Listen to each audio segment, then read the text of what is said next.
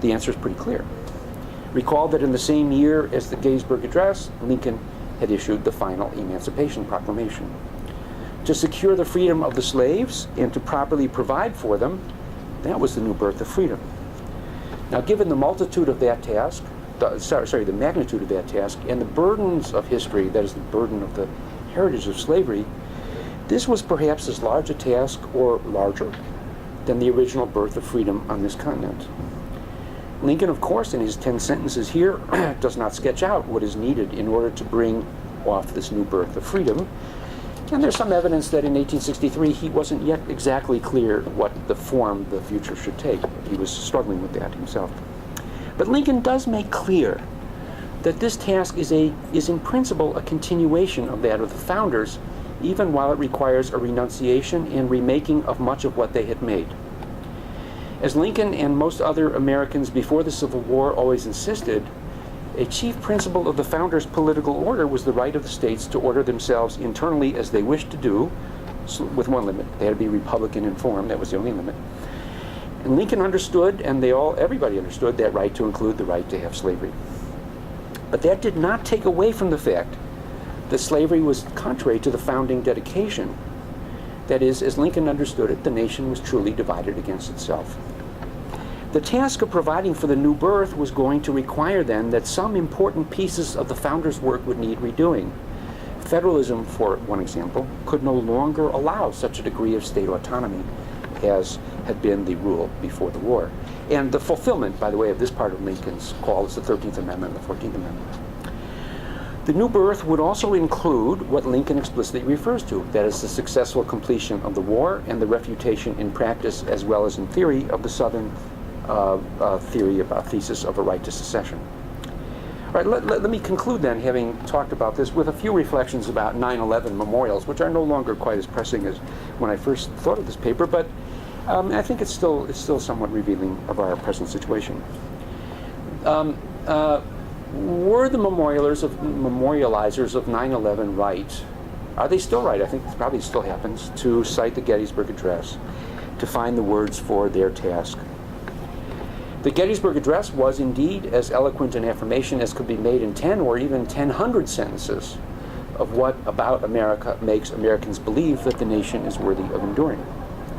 No doubt the part of Lincoln's speech that most recommended itself to the memorializers came near the end. We here highly resolve that those dead shall not have died in vain. That said something of what the participants in 9/11 memorials were seeking.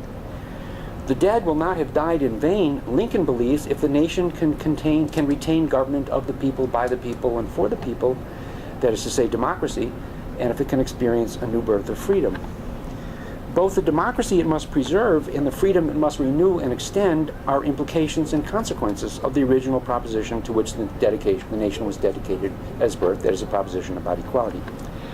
The two together, freedom and democracy, define the particular character of the American regime: liberal democracy, free democracy.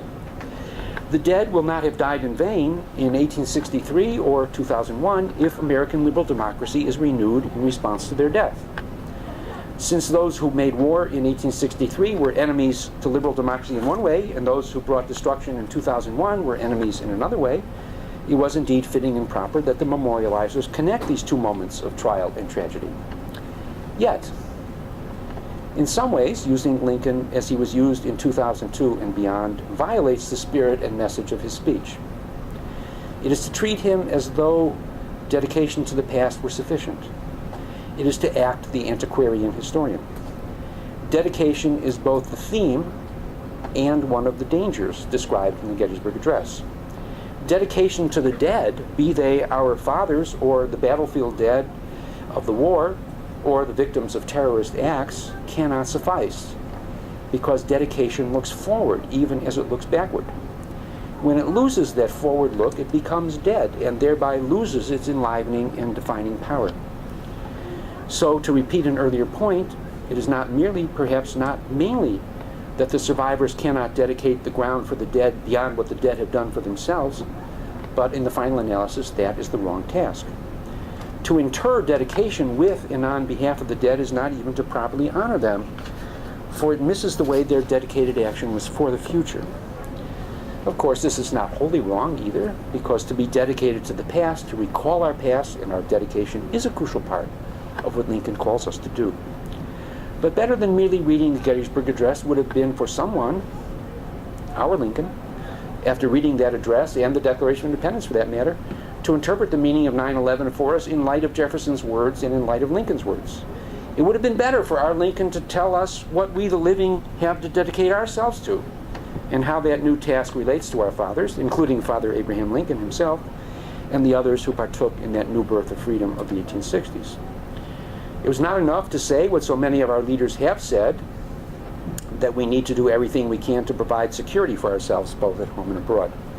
B-2 bombers and the Department of Homeland Security are just not enough to guarantee our resolve that government of the people, by the people, and for the people shall not perish from the earth. Thank you.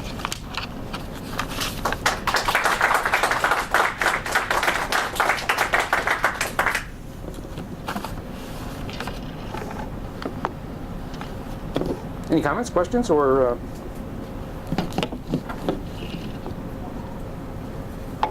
nobody has a comment? Oh.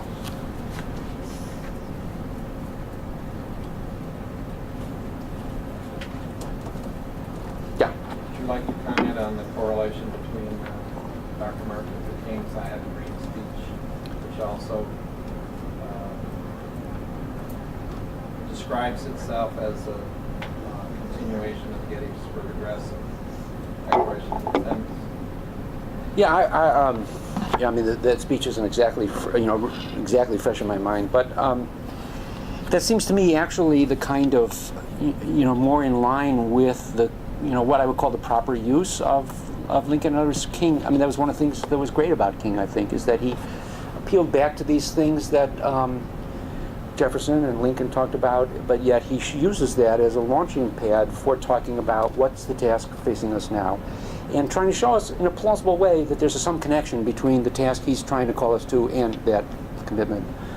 And I think Obama, has been trying to do that too. I mean, we'll see. It's still early days for him, but I think he has some sense of this that we didn't find in his predecessor.